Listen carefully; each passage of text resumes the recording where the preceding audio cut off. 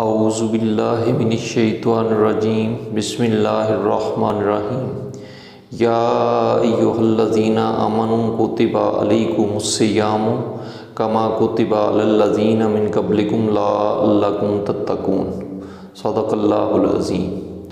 محترم ناظرین، میں آپ کے سامنے روشن پاکستان کی طرف سے حاضر خدمت ہوں۔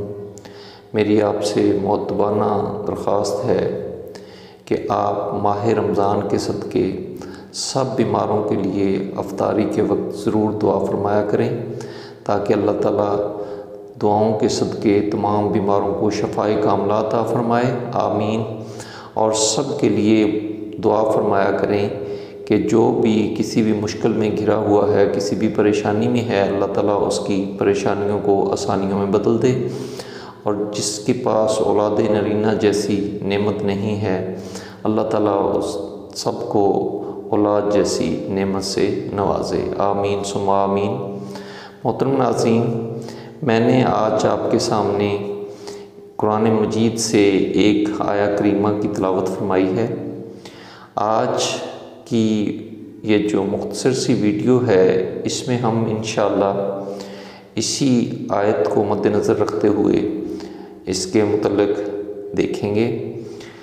محترم ناظرین، اللہ تعالیٰ نے ارشاد فرمایا ہے کہ اے مومنو، تم پر روزے فرض کیے گئے جیسا کہ تم سے پہلی قوموں پر فرض کیے گئے تھے، تاکہ تم پرہیزگار بن جاؤ، متقی بن جاؤ۔ محترم ناظرین، اللہ تعالیٰ نے کیسے کیسے ہمارے اوپر احسانات فرمائے ہیں اور کیسے کیسے انعامات سے ہمیں نوازا ہے۔ ہمیں چاہیے کہ ہم ان احسانات اور ان انعامات سے بھرپور استفادہ کریں اور اپنی زندگی کو بہتر سے بہتر انداز میں گزاریں۔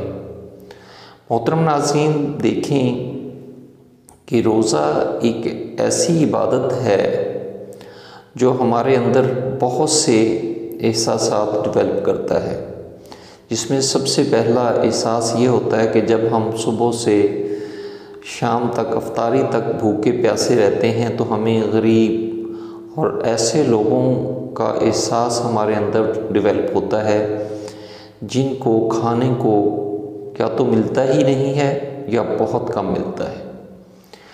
یہ ہمیں شدت سے احساس دلاتا ہے کہ ہم اپنے غریب بہن بھائیوں کا اور احساس کریں اور ان کا خیال رکھیں۔ محترم ناظرین، تقویٰ کیا ہے؟ آج ہم اس پہ ذرا گفتگو کریں گے۔ میں کوئی بہت بڑا اسکالر تو نہیں ہوں، نہ میں خود کو کوئی عالم دین سمجھتا ہوں، میں تو ایک ٹیچر ہوں۔ ایک ٹیچر ہونے کے ناطے میں آپ سے ہمیشہ گفتگو فرماتا ہوں، اور میری گفتگو کسی نہ کسی ٹاپک کے متعلق ہوتی ہے۔ میں ولاگ نہیں بنا رہا، چونکہ ولاگ میں تو بندہ مختلف چیزیں دکھاتا ہے نا، تو ظاہر ہے میری گفتگو اس قسم کی ہوتی ہے تو مجھے تو بیٹھ کے ہی کسی ٹاپک کو ڈسکس کرنا ہوتا ہے۔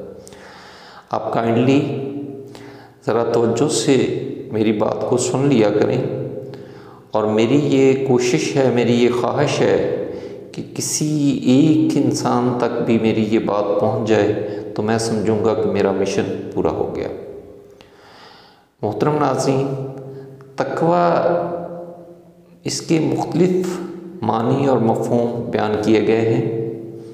آج ہم ان میں سے چند ایک کا تذکرہ کریں گے۔ دیکھیں، تقویٰ یہ ہے کہ اللہ تعالیٰ نے جن چیزوں سے ہمیں منع فرمایا ہے ان سے ہم خود کو روک لیں، اور جن کے کرنے کا ہمیں حکم دیا ہے وہ کام ہم کرنے شروع کر دیں۔ یہ بھی ایک تقویٰ کا مفہوم ہے۔ اسی طرح ایک تقویٰ کا مفہوم یہ ہے کہ ہم اپنی زندگی میں آنے والی مشکلات، پریشانیاں، جو بھی تنگ دستیاں ہیں، ان کو صبر و تحمل سے برداشت کریں، اور اللہ تعالیٰ کے ہاں ہر وقت سجدہ شکر بجا لاتے رہیں کہ اس نے ہمیں زندگی جیسی ایک انمول نعمت عطا فرمائی ہے۔ زندگی بھی اللہ تعالیٰ کی دی ہوئی ایک نعمت ہے۔ دیکھیں، کچھ اکابرین کے نزدیک تقویٰ یہ ہے کہ جب اس کی مثال کچھ اس طرح دی جاتی ہے کہ جب کوئی شخص ایسے رستے سے گزرے جہاں پہ کانٹے دار خاردار درخت ہوں، جھاڑیاں ہوں اور رستہ بھی دشوار گزار ہو، اور وہ خود کو اور اپنے لباس کو وہاں سے زخمی ہونے سے بچاتے ہوئے احتیاط سے گزر جائے، تو یہ بھی تقویٰ ہی کا ایک مفہوم ہے۔ جب وہ خود کا دامن بچاتے ہوئے، اپنے کپڑے بچاتے ہوئے ان خاردار جھاڑیوں سے، خاردار رستوں سے گزر جاتا ہے تو وہ کامیاب ٹھہرتا ہے، اس نے خود کو زخمی ہونے سے بچا لیا۔ محترم ناظرین، ہمیں کوشش کرنی چاہیے جس قدر بھی ممکن ہو سکے کہ ہمارے سے اگر کوئی غلطی سرزد ہو جاتی ہے تو ہم اللہ تعالیٰ کی طرف رجوع کریں اور اللہ تعالیٰ سے معافی مانگیں، تا وقت کہ موت کا فرشتہ ہمارے سر پہ آ کے کھڑا ہو جائے، پھر تو توبہ بھی قبول نہیں ہوتی۔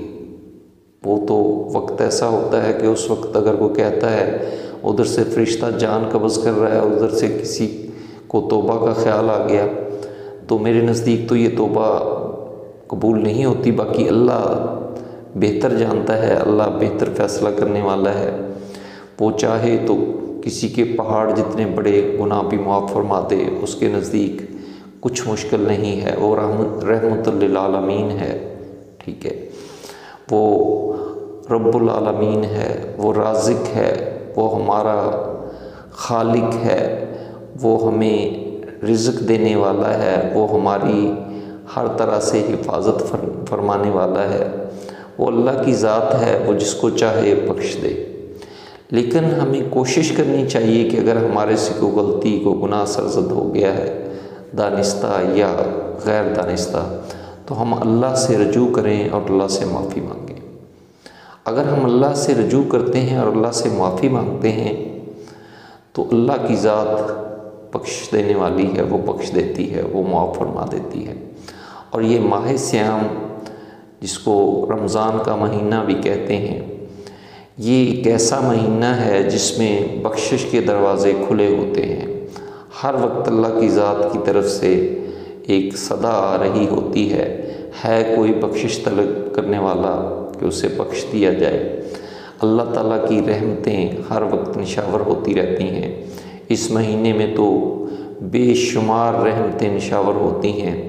ہمیں چاہیے کہ ہم ان رحمتوں سے استفادہ کریں اور اپنی دنیا اور آخرت کو سنوارنے کی کوشش کریں، جو اللہ تعالیٰ کے احکامات ہیں ان پر عمل کریں، اور جن سے ہمیں منع فرمایا گیا ہے ان سے ہم باز رہیں، ان سے رک جائیں، اور جن کاموں کو کرنے کا ہمیں حکم دیا گیا ہے ان کو ہم بجا لائیں، اور صبر اور تحمل سے اپنی زندگی گزاریں۔ کسی کے لیے کوئی بہتر کر جائیں، کسی کی بہتری کے لیے اگر آپ کو کچھ مشکلات کا سامنا بھی کرنا پڑتا ہے تو وہ مشکلات صبر سے برداشت کر لیں۔ اللہ تعالی ہم سب کو عمل کی توفیق عطا فرمائے، آمین ثم آمین۔ السلام علیکم ورحمۃ اللہ وبرکاتہ۔